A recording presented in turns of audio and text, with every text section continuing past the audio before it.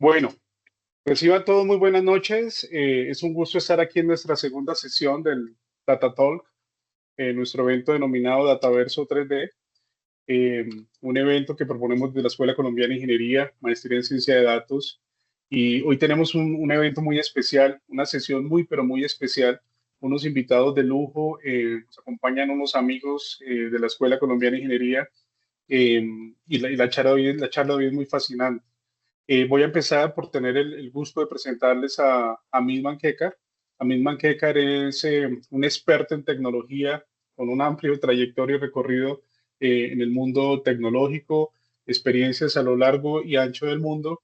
Y para mí es un gusto que estés con nosotros el día de hoy. Amit, agradezco tu disposición, tu ayuda para con nosotros y siempre la escuela colaboradora contigo, colaboradora tú con nosotros, Ascendia Consulting. Muchísimas gracias, Amit. Bienvenido. Mil gracias, Dr. Wilmer, y gracias por esta oportunidad para todos nosotros y más para todos los asistentes hoy ah, que han tomado el tiempo de estar aquí con nosotros. Entonces, gracias a todos. Bienvenidos a este seminario en línea. Es un honor contar hoy con una presentación muy especial titulada Construyendo una carrera exitosa en ingeniería. En esta charla, nuestra ponente, Nakaska, compartirá con nosotros ideas clave para quienes desean no solo encontrar un empleo, sino diseñar y construir una carrera con propósito y visión a largo plazo. Anne abordará cómo cambiar el enfoque de la búsqueda de trabajo a una planificación de carrera estratégica, la importancia de comprender las tecnologías de la cuarta revolución industrial y su impacto en la industria, así como la necesidad de conocer las tendencias del mercado laboral para tomar mejores decisiones profesionales. También explorará los distintos tipos de éxito profesional y el desarrollo continuo necesario para alcanzarlos. Anne hablará en inglés, pero tendremos la facilidad de subtítulos para todos nosotros. Sobre la ponente, Anne Nakaska cuenta con una formación en psicología, una maestría en educación y es también consultora certificada en desarrollo de carrera. Es una destacada asesora en toma de decisiones vocacionales y planificación profesional, reconocida aquí en Canadá y América Norte por su enfoque innovador sobre el futuro del trabajo. Su interés por el mundo laboral del mañana nació de su experiencia ayudando a sus clientes a explorar nuevas oportunidades profesionales.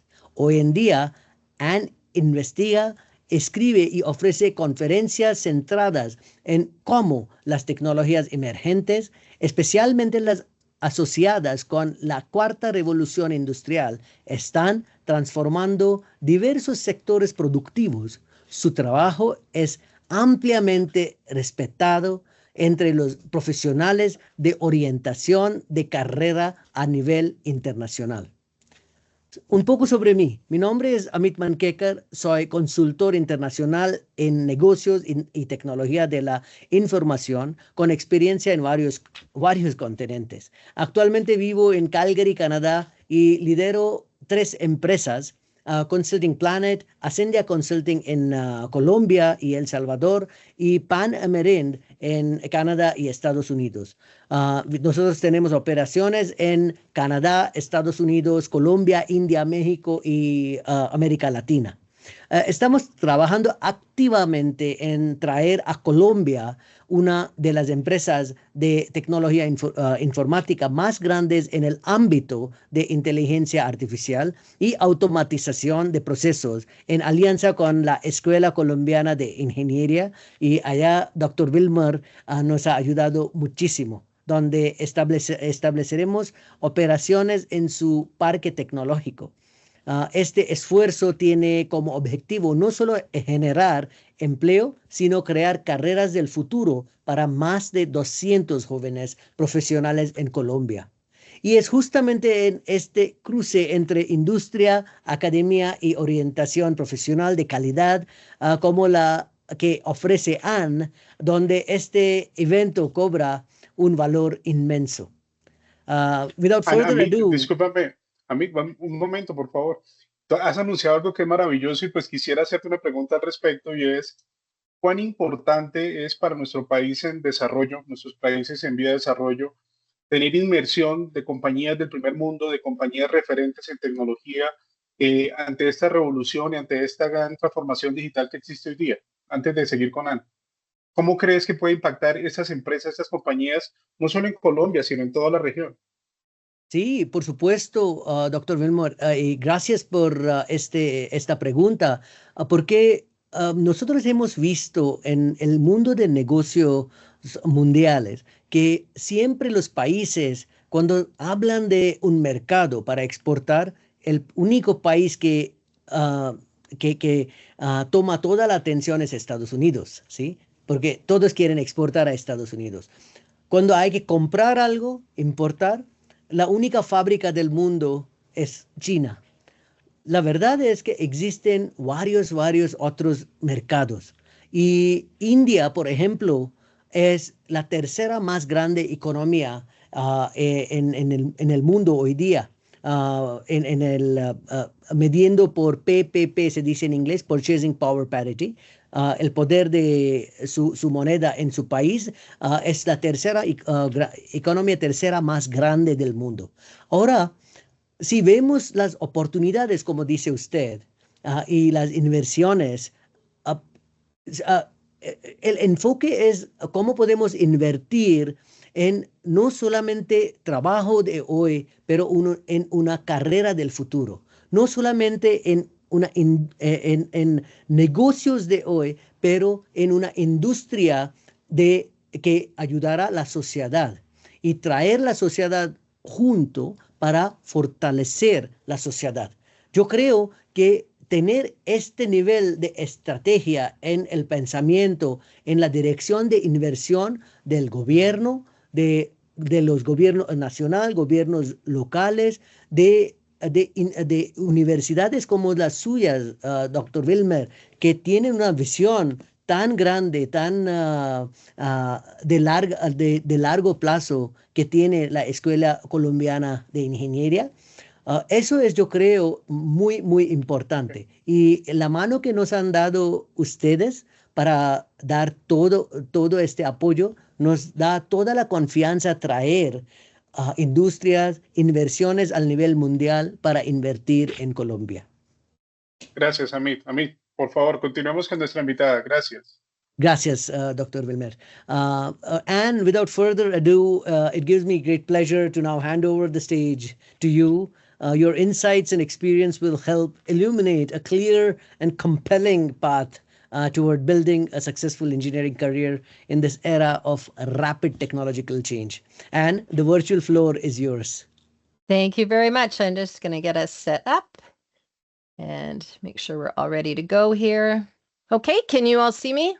I need a verbal. Perfect. Perfect. Yes. Okay. So building a successful engineering career when things are changing. Well, first of all, career decision making is a very complex process. So it involves a lot of different moving parts. And so one of the first things I want to check in with everyone, my understanding is that we have students as well as alumni sitting in on the audience. And so recently I was sitting with a client who was an engineer. He'd been in the engineering field for quite a while. And after 2 or 3 sessions, he said, I realize that I have not taken very good care of my career, that he hasn't really thought about it, just kind of went from job to job without real intention. So my question for all of you tonight is, do you think you have taken good care of your career? And so we'll go through and look and see what it actually takes to take good care of your career. So a little mini assessment. Do you have an active career plan? Are you keeping up with what is happening in the fourth industrial revolution and the industry trends? All industries have their own trends, so it's important that we keep up to date on those. Are you aware of your type of career success? So a lot of people are set on just one type of success, and so it kind of gets them stuck. And then also, do you know what type of professional development you need to be building? So the purpose of this session, I believe it was already touched on in the introduction, but it's to inform professionals on how to shift from a job search mindset to a career planning mindset, to explore fourth industrial revolution technologies just briefly and their impact on industry, as well as industry trends to help make better career decisions. We need to know about industry in order to make good career decisions. And then to examine different types of career success and then the support of professional development for each type. So most people do job search and don't do career planning. And what I mean by that is when my husband, and he's given me permission to tell this story, when he graduated from university, companies came onto campus and, they took the resumes and he got a couple of interviews and then he chose one of the companies that offered him and then off he went on his career. He wasn't specifically thinking about where he wanted to direct his career, but rather where the job search took him. And the issue with that is that that's when people end up getting stuck on their career track because they take something that they really like, engineering, and then they kind of hop from job to job, hoping that they'll get a better job. And then all of a sudden they're in their 40s and their 50s and they're calling me and saying, I'm really unhappy in my work. And we see that they've just gotten way off track. And now they're stuck in a place where they don't necessarily want to be.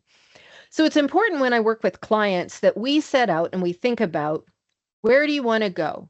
What is your 2 to 3 year plan? How does that build into your 3 to 5 year plan? And are you starting to think about your 5 to 10 year plan as well? So in career decisions, it means looking at self-knowledge, your interests and your values.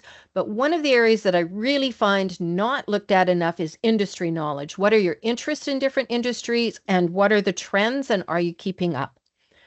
So William Bridges in his book, Job Shift, talked about how we're going to have to adapt moving forward in this changing workplace. And he wrote his book, Job Shift, 30 years ago, but it's still very relevant. And he said, we all will have to learn new ways to work, while in some cases, the new ways of working will require new technological skills. In many more cases, they're going to require something more fundamental, the skill of finding and doing work in a world without clear-cut and stable jobs. So today's workers need to forget about jobs, not literally, but more figuratively. And so thinking instead of the work that needs doing, and then set themselves up as the best way to get that done. And so people moving forward in this environment really need to learn how to look for industry opportunities. And so the very first way we need to do that is to change our mindset. It's about thinking of ourselves as a contractor, whether we work on our own or whether we work for a company, rather than being an employee. Too often what happens is as an employee, we expect the employer to take care of us. But we need to think about that this is a 50-50 relationship. So we're working for them, the employer is our client, and then how can we best serve our client? So with the fourth industrial revolution, what's happening is as we work for companies, there's all these different technologies that are impacting the workplace. So what we need to think about is how will these technologies shape our world of work?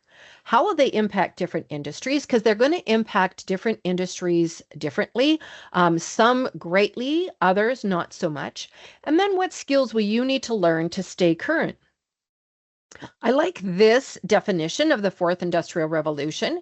It is the intersection of the digital, physical, and biological worlds. With that in place, let's take a look at the digital, physical, and biological technologies that are impacting the workplace. So with the digital technologies, ones that M.Ed and Jorge are very familiar with, and they're bringing to South America is artificial intelligence. But then we also have the Internet of Things, big data, blockchain, which is more than just cryptocurrency, cloud computing, and then augmented reality and virtual reality. So already just with the digital technologies, that's a lot impacting the workplace. But then we also have the physical world of advanced robotics, autonomous vehicles, which include drones, 3D printing, and then the biological technologies. So we have bioprinting, neurotechnology, synthetic biology or biotechnology, which is just huge area, and then genetics. So depending on what type of engineer you are, these areas and these technologies are going to be impacting your industries in varying degrees. So then it's important to think about making your career plans for now and for the next 5 to 10 years. How are these different technologies impacting the industry that you're working in? And more importantly, which of these technologies do you want to be more involved in working in? But those aren't the only things and technologies that are impacting the workplace. Other industry trends are also impacting the workplace as well, and all different kinds of technologies. So one of the things that is happening is all of these technologies consume a tremendous amount of energy. And I'm not quite sure how things are in Colombia, but in Canada, what I know is we are spending far too much time arguing about should we be doing wind or solar or should we be doing oil and gas when we should be doing all of them because the demand for energy is just so huge.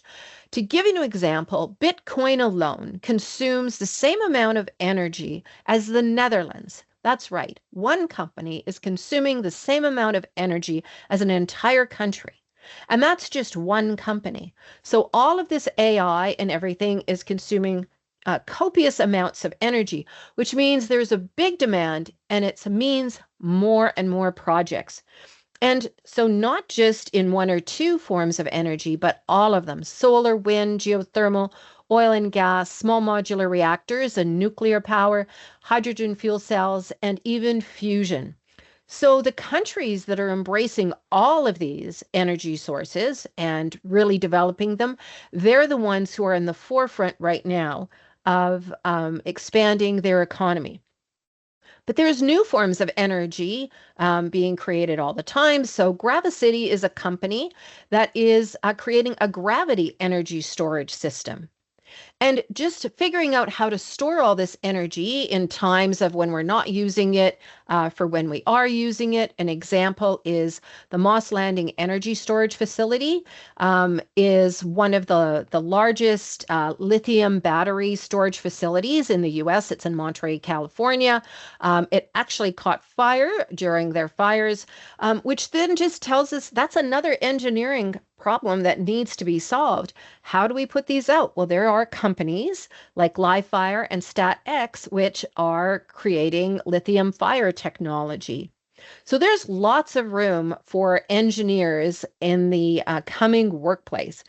And one area that is just booming, but so few people know very much about what's happening in it, is aerospace.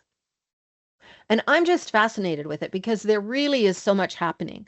Now, Morgan Stanley predicts that the aerospace industry will be worth $2.7 trillion by 2040.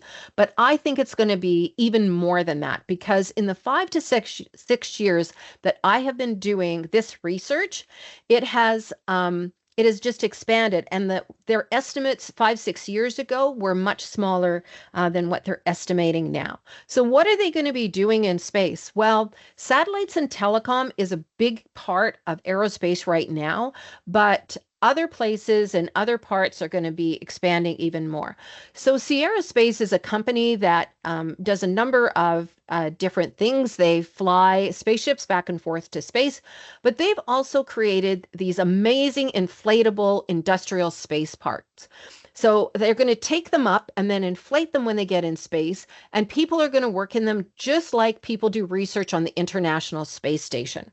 We're going to have space manufacturing that people are going to be working on in these space parks. Space pharma is another big one. And then there's a whole area of space tourism, and not just space tourism in space, but also space tourism on Earth, because people are fascinated with aerospace and they want to watch all of this happening. Then we have space mining, which is going to be huge because there's just so many minerals in space on asteroids, and then what they're going to be doing on the moon and moon bases. So lots of opportunities there as well. And speaking of the moon and Mars bases, if you haven't looked at NASA's Artemis project, it's fascinating. We're going to have rocket ships going back and forth to Gateway, which is going to be circling the moon like an international space station.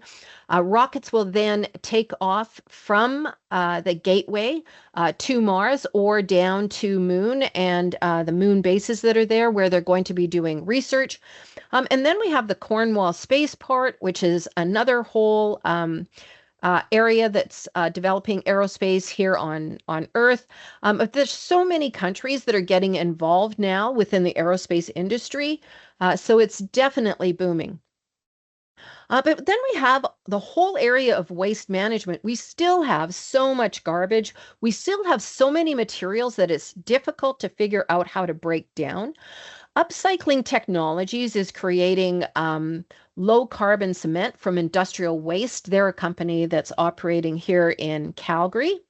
But we also have other areas that our engineers can be very involved in, especially civil and mechanical. Aviation is a huge industry, growing so much. Travel is expected to double by 2040.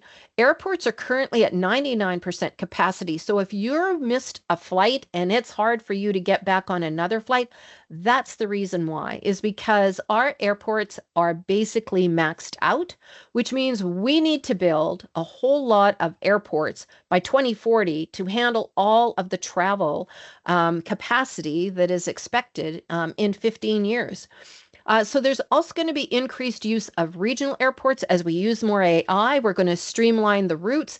Instead of doing a whole bunch of jumps, it's just going to take you from spot to spot. So we have more seamless transportation. We're looking at new plane designs like Auto Aviation has created. We're looking at Supersonic Jets is a company that is looking more and more at the supersonic jet industry. They have new designs, new fuels, new engine designs. So if you remember the Concorde, it's not going to be like that. They're working to change those things. Then there's other technologies as well. If you're kind of more of an electrical engineer, certainly the Sphere in Las Vegas, if you've been there, it's all new audio technology. It's all new lens technology. And that isn't just going to stay in the Sphere. That technology will find its way all over the world, being used in all different kinds of venues and at events. But we're also going to be using AR and VR at concerts. So that's going to be new and exciting as well. And then civil engineers, more infrastructure, stadiums, conference centers, and then implementing a lot of this other technology in there as well. And construction, if you are in civil engineering, I can tell you that this area is going to be big. The infrastructure reports, the one in Canada certainly talks about a lot of infrastructure that is older, that needs to be replaced. We had our whole water system basically shut down and reduced to very little over last summer because of maintenance issues with our system here in Calgary. But if you think too, in the US, they have 16,000 wastewater treatment plants, 16,000 of them that at some point in time are going to need to be replaced. There's a lot of use of biotechnology in wastewater treatment plants and the new ones. Some of the stuff, if you want to look at this in my other work, I talk a lot about that. Really exciting and just so much better than what was there before. As I mentioned already, energy projects that are going to be out, roads and high-speed rail projects, tons in Europe, some a lot more being done in North America. To give an example, China is expected to build 70,000 kilometers of high-speed rail track by 2030. They already have 35,000 kilometers in place, and they are just like rolling it out because they have this system just down pat. And then we're introducing 3D printing. So we talked about that in the Fourth Industrial Revolution technologies. The UAE is planning on using 25% 3D printed technology for construction by 2030 in their country. But we have other trends as well.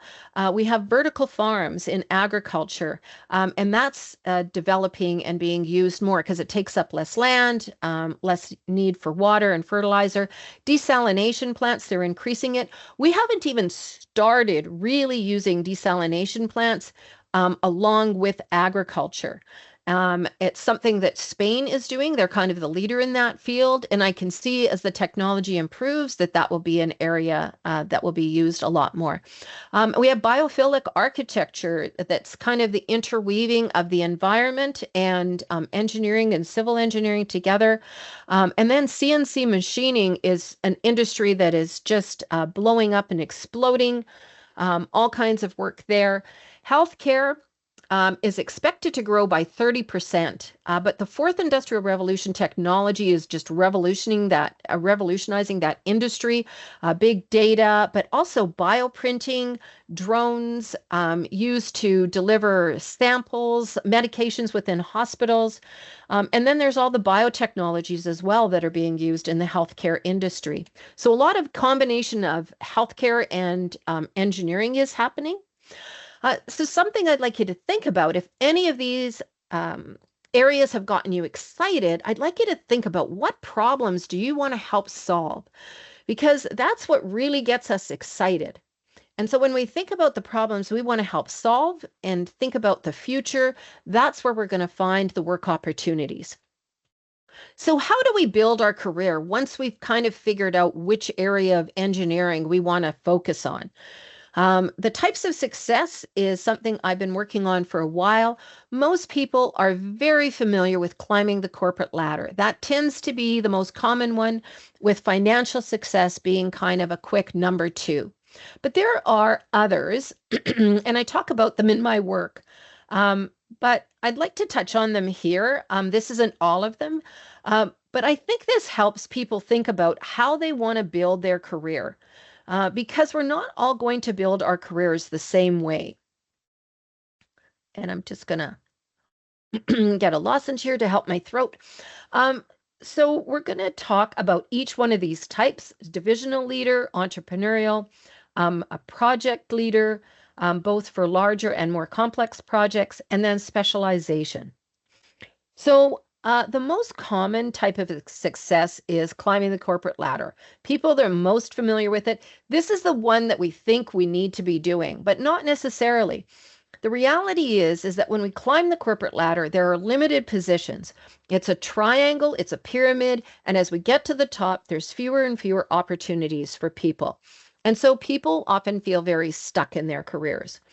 And so then this means you have an area too where, especially in engineering, I find what happens is people get into engineering because they really like technical things. And then as they move up the corporate ladder, they get more and more into management. And so you need to decide, if you want to climb the corporate ladder, do you want to be spending your time doing strategic thinking and meetings? Because that's mainly what you do when you're at that level. And do you want to spend your time learning about management courses and strategic thinking? Or do you want to be working more on more technical issues? So the next type is financial. And I find, people want to be paid well for their work, but there are those people who finance and chasing the money is the most important thing. And there's nothing wrong with that. And so salary is really important. And oftentimes that means people are hopping from one company to another to gain that higher salary. And sometimes that works, and sometimes that can kind of backfire on you too. But I'd like you to think too, if this is the type of success that you want, you can think about how maybe looking at investments and real estate and other income from other sources, rather than just your salary, may allow you to do a career in engineering that you really want to do, and not necessarily chase the money within your salary and within the company. You might want to build your money and your finances outside of the company. And so your professional development might include more things like finance courses, investment courses, and things about how to build your wealth. So then we have a divisional leader. And often what I find is people don't necessarily want to be the top of the organization. They really like building teams.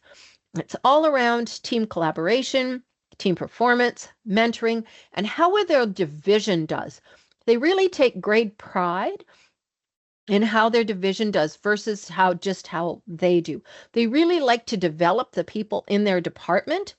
And so these people will want to take professional development that helps them be better managers.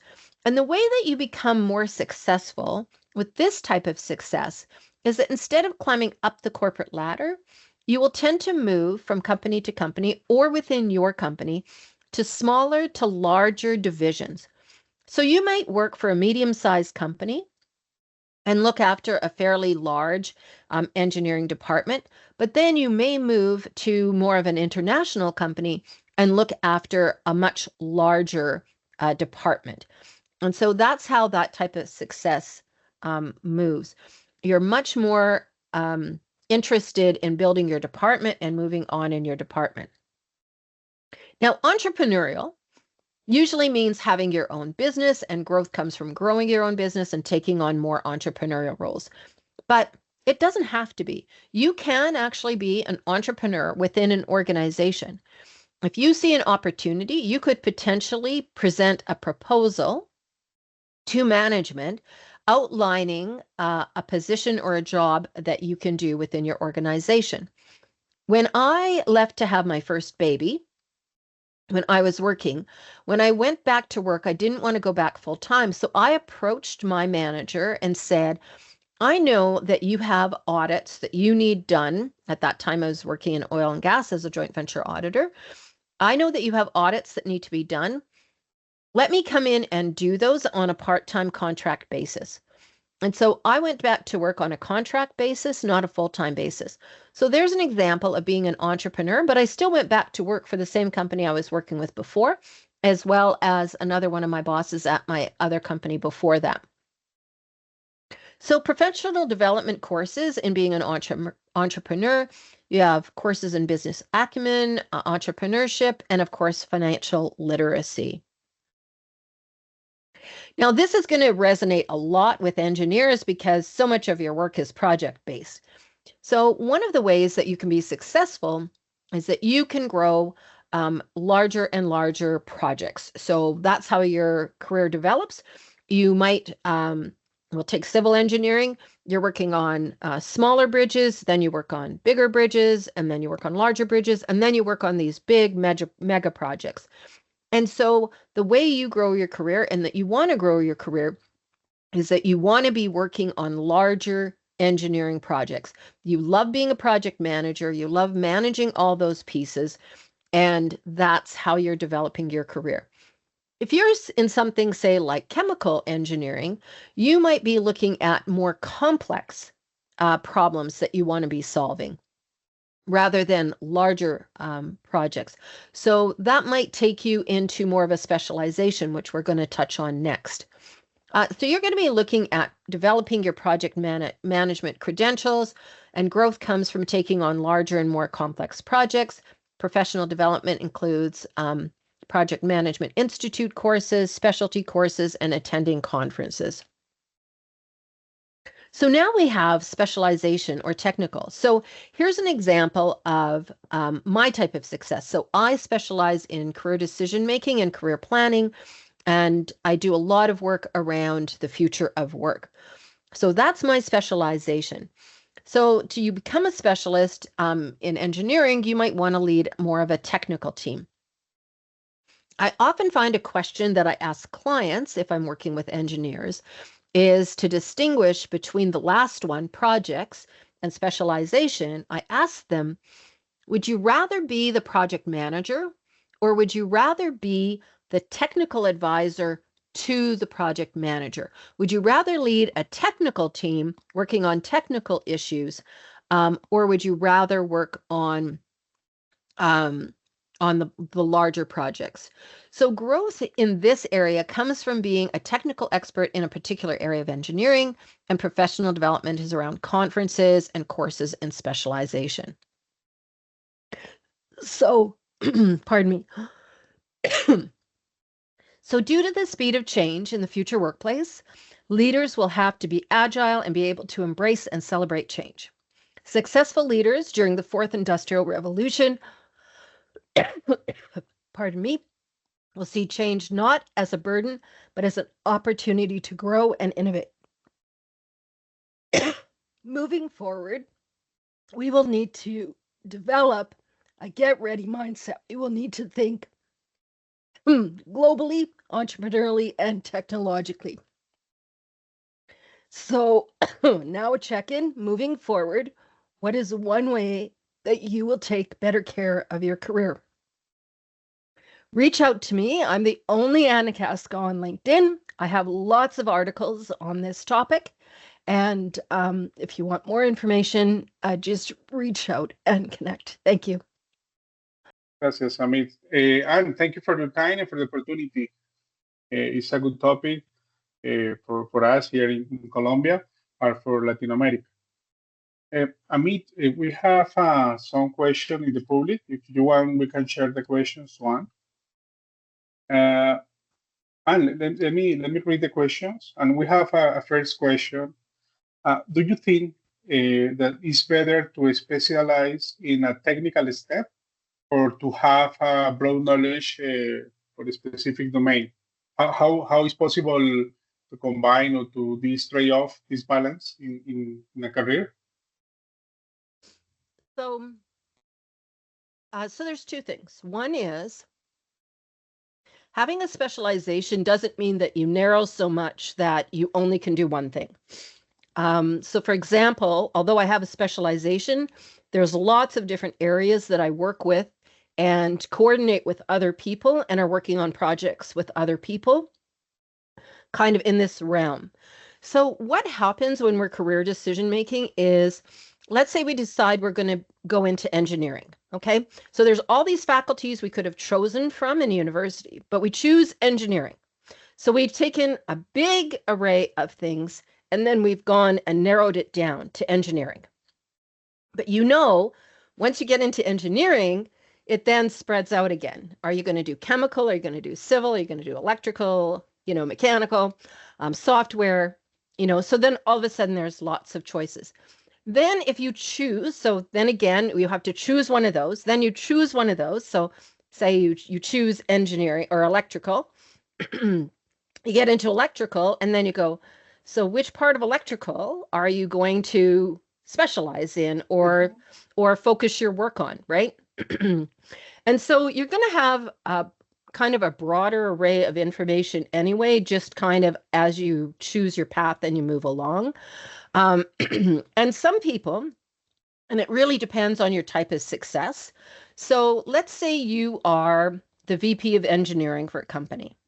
Chances are you're going to need a broader range of knowledge than if you want to specialize in a very particular area of, say, chemical engineering. So it's really up to you. What do you find more interesting? What do you think is the best way to direct your career? Because what I have found from working with different clients is some people are really meant to be specialists. So example for myself, I'm really nerdy and so that fits in my profession. I can tell you that most career practitioners don't even want to read about this stuff. So they like coming to my sessions because I go off and I learn all this information, put it all together and present it to them. So here's where what I love to do and my interest comes and serves my organization and my associations. So that question kind of has a number of different layers. Where do you want to take your career? Do you want to make it more specialized or broader? What's the position that you kind of want to have within the organization? Does it require broader knowledge? It's really up to you. Certainly, I found while watching my husband's career, he was in electrical engineering, and he was someone who climbed the corporate ladder. Um, what I found was, as he moved through his career, he did far less engineering and far more management. So then he needed to know how to do, more management related things and had to grow that knowledge versus his, particular engineering knowledge, right? Okay, and thank you. Excellent example with the electrical case. And we have another question or about is Mauricio Cabra. He's member of the Association of Graduated Students from here at the Colombian School of Engineering. And he mentioned that he appreciates your recommendation for engineers who find themselves in a position. What advice, what recommendation would you offer them as they navigate potential careers and different changes in the career? Okay, I'm not quite sure I understand the question. Can you reword it maybe? Yes, okay. He will really appreciate your recommendation for engineers who Okay. find themselves in such a position. And what is your recommendation basically about the potential changes in the career, the dynamic changes in the career? What is the recommendation about the rapid changes about the topic of the formation of the core in the career? Okay. So, so whatever career we're in, if you remember that the one slide I had that said 2 to 3 years, 3 to 5, and 5 to 10 years. So the world of work is changing, but we've already gone through the third industrial revolution. So the first thing that I want to share with people is, although we have technology impacting us, we're still kind of doing the same things we were doing like 50 years ago. We get up in the morning, we have breakfast, we go to work, we take the bus to work, whatever. We're still doing a lot of the same things, but how we do the work has changed. So the technology changes how we do work. So then what we need to be thinking about is, if we like the industry we're in, what technology is impacting that industry? And then we think about which of those technologies do we want to embrace and, become more familiar with, so that we can then use it to do the work that we need to do. So for example, in my work, what I found is I used to meet one-on-one with clients in person in my home office. After the pandemic, I have switched completely to virtual. So I have embraced the technology of Zoom because I can use it. I have a client in Dallas, Texas now. So I don't have to have clients just in Calgary. It's really expanded, my career. So for me, learning how to use teleconferencing technology was very helpful. So I still do that, but it's allowed me to expand what I do. I'm doing a presentation with all of you in Colombia. On Friday, I might be doing a presentation with Africa and the Middle East. And then another podcast with somebody who's in Eastern Canada. So whatever technology is impacting your industry, I would say look at what the opportunities that are coming down the pike and where do you want to position yourself? Because what happens is the people who are left behind and the people who get let go are the ones who are not looking. Because usually what happens is job search is very stressful. We all want to be asked to work. We want people to accept us and take us on and say, yes, you can have the job. Then we get in that job, we kind of put our nose down and we just work. And we're so busy working, we're not looking to see where things are going or where the company is going. And two things happen with that. One is that comes back to that thinking of yourself as your employer, as your client and your contractor. When we're an employee, we tend to think the employer should take care of us. And so then what happens is we're not figuring out how we can help the company. And the company is trying to move forward too with all of these changes that are happening. And the more that the company has to kind of drag all the people along and get them on board for the changes, the longer it takes them to make the change. So if we're already conscious of the change as employees, and the employer comes to us and says, we need to get right on this AI. We need to figure out how we're developing it into our company. And everybody goes, yes. And this is what I know. And this is what I know. And then they all hop on board and then they're all progressing with the company at the same time. The company just moves way faster. I have the last question before to continue with Amit. Okay. I am the director of Data Science Master. And in this topic, based on your experience, what are the most critical data skills that professionals should develop today to stay in a competitive world? Okay. So I really think it comes down, and now I have a whole article on this, on developing a global entrepreneurial and technological mindset. And so when we talk about the skills that are often talked about are critical thinking, problem solving, adaptability. You probably heard those skills a lot. What we don't talk about, and what I talk about, is why are all those skills important? Those skills are all important because we are moving more and more into a global workplace. We are moving more and more towards needing to be entrepreneurs in the workplace, like the gig economy. And we really need to be aware of the technological changes coming down the pike so that we're on top of them. So when we develop that mindset and we're starting to think that way, that just propels our career forward. And so it becomes a combination of all these skills, but an understanding of why those skills are so important. Okay, Anne. Thank you, Anne. Amit, if you have any question or any comment with Anne, go ahead. No, that this was a wonderful, wonderful conversation. First, I have a message from Ingeniero Jorge Bermudez that he couldn't participate today and be here. He has been embroiled with a very large project in Vancouver that has taken him off the grid, if you may. And he couldn't physically participate today.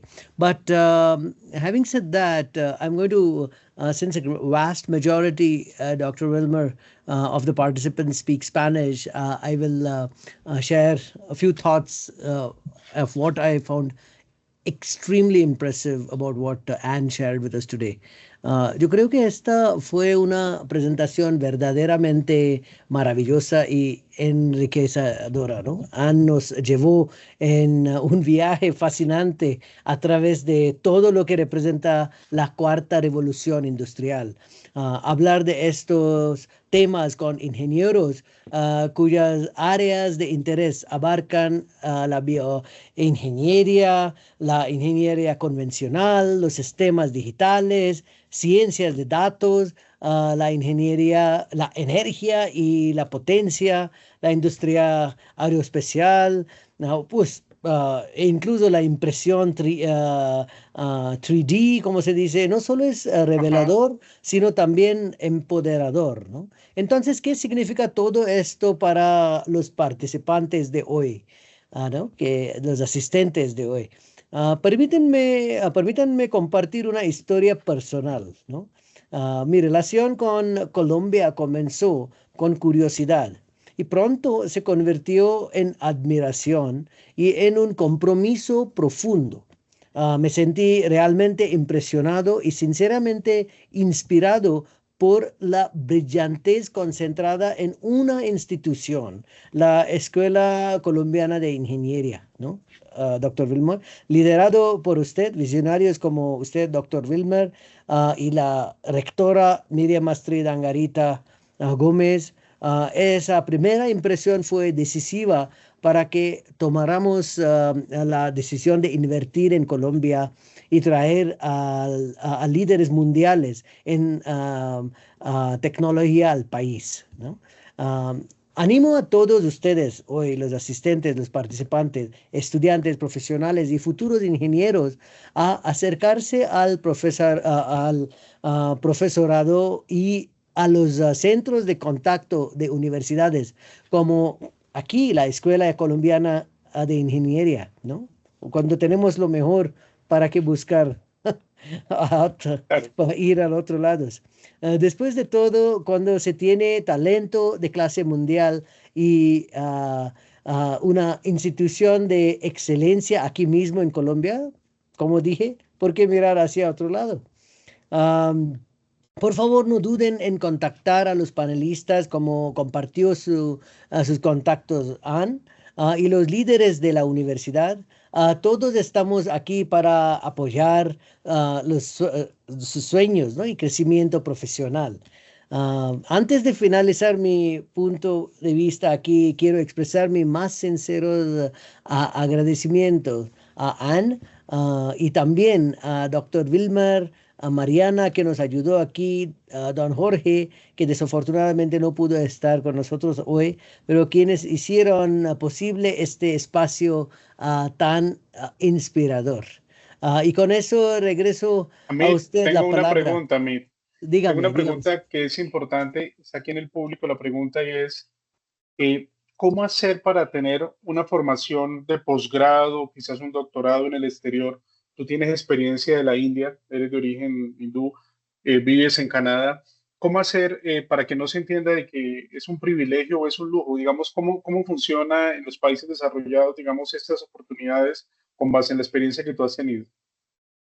Pues muy buena pregunta, doctor Wilmer.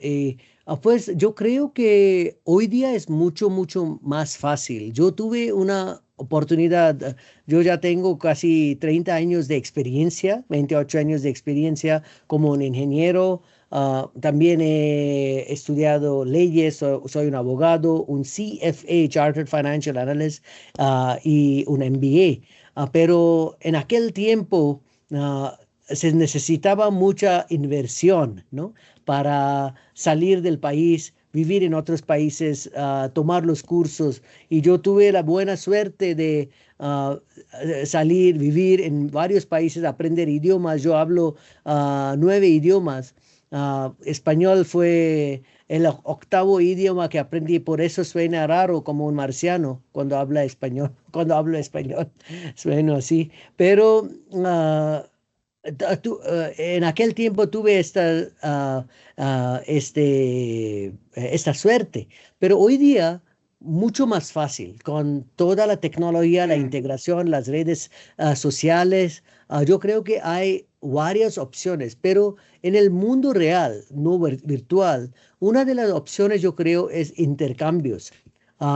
Planear para intercambios de 3 meses, 6 meses, un año, para ir primero, escoger una institución o un país o una ciudad que esté como hay que definir, ¿no? Hay que reevaluar sus objetivos, aprovechar sus habilidades transferibles. Hay que hacer un análisis, un estudio, capacitarse en áreas emergentes, por ejemplo, emergentes. conectarse con su red profesional y yo creo mantener una mentalidad abierta y flexible. Yo siempre veo el mundo con estos 5 puntos, ¿no? De ser abiertos. Y con eso yo veo gran oportunidad de conectarnos con a la red mundial, con nuestras conexiones mundiales para lograr este éxito profesional que cada quien entre nosotros esperamos. Ok, Amit. Amit, gracias por tu tiempo, gracias por tu disposición. And thank you for your time, for the opportunity with us. And it was a pleasure to be here with us. Thank you. Thank you. Thank you so gracias. much for Todos los- having me. A toda la audiencia, muchas gracias y nos vemos en una próxima edición de Data Talk. Thank you very much and bye bye. See you. Thank you. Gracias. Thank you. Bye-bye. Chao, gracias.